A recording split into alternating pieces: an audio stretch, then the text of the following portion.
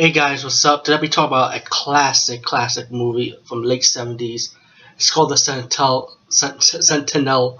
Excuse my speech. And this movie I grew up on television. I remember how creepy, how scary this movie was when I was growing up. And just to make a quick announcement, upcoming horror movies and a lot of horror movies should be put on this. Sorry.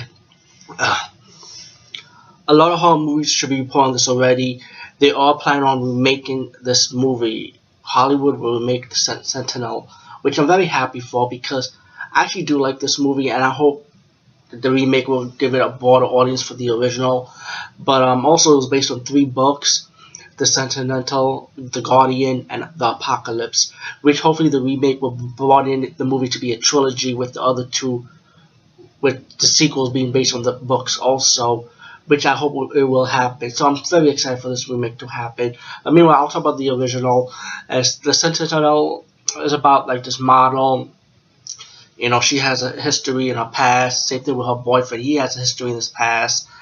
And you know, the mom wants to be like have her own apartment, and she finds this apartment in Brooklyn. She meets these neighbors, you know, and at the same time she realizes something's not going on, something's not right in the way, you know, because here is like creepiness going on top of a ceiling, like somebody's hanging around the building, which the apartment was supposed to be empty.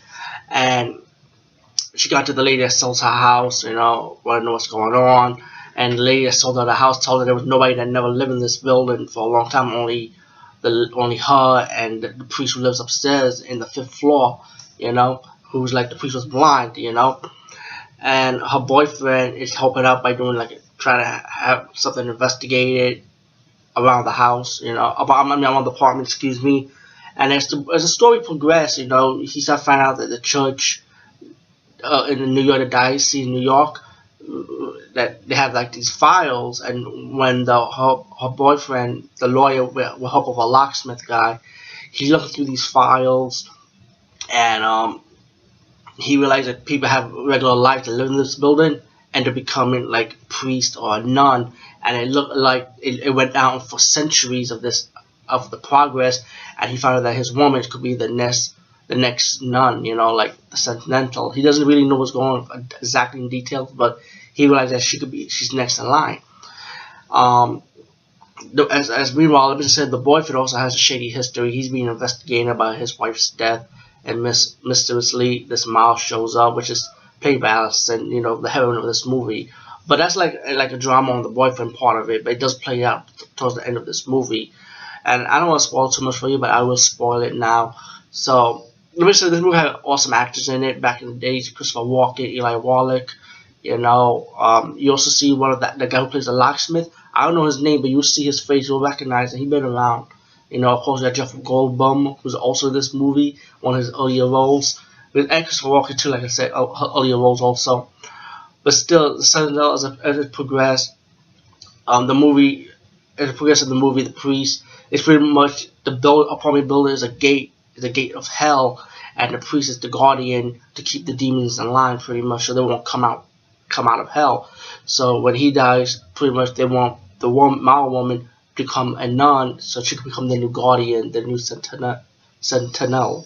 You know, it gets to a showdown when she starts seeing her boyfriend, you know, and realized that the boyfriend admit that he murdered his wife, you know, so he's damned in the building because he's gonna go to hell anyway, you know, he's a killer.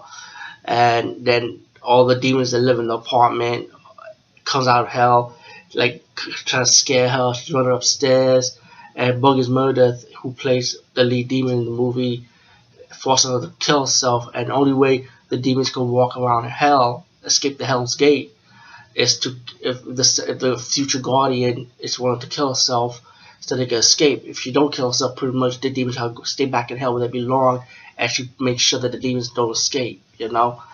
But as the movie progresses, you know, it take a while, I guess. The priest comes in with another priest holding the cross to put the demons back in line, and gave the lady the cross.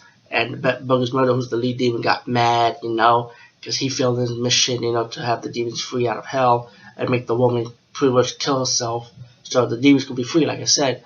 But then now the woman is the nun. She's blind, and she has to stay on top of the building, You know, they got the renovations, by the way, towards the end of the movie. And when you see the end of the movie, it has like the two couples, the real estate agent showing them if you want to live in this apartment, pretty much, which is kind of like a sequel for The Guardian. If it, too bad it never produced a sequel for this movie, but hopefully when the remake comes out for this movie, hopefully we could get the sequels and the third shaft of the apocalypse to happen, to continue on the saga of the Sentinel storyline.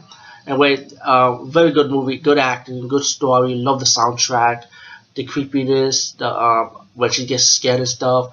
There are moments which I did not mention in this review because I don't want to ruin that part for you, even though I did told you the ending. But still, it's an old movie. But you know, there's a few good moments in this movie. Anyway, peace, guys. See you later.